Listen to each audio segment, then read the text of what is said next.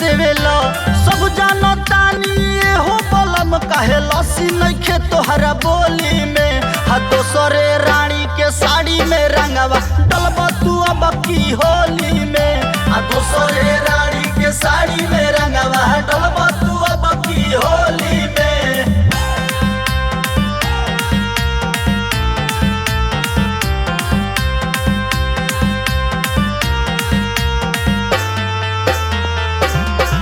अरे होली में गलत कुछ कोले हम पिया, बोले हम पिया हो बोले हम पिया। फिर कहब मौगी ठीक नहीं बिया, ठीक नहीं बिया हो ठीक नहीं बिया।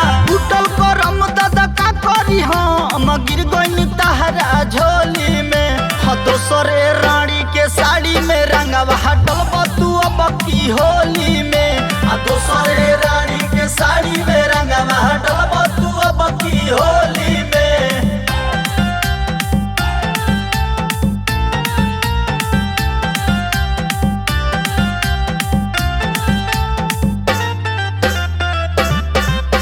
सचिन शरारती तू भैला बेहाया, भैला बेहाया हो भैला बेहाया। मेहर के नाही तू रंगे लसाया, रंगे लसाया ना रंगे लसाया।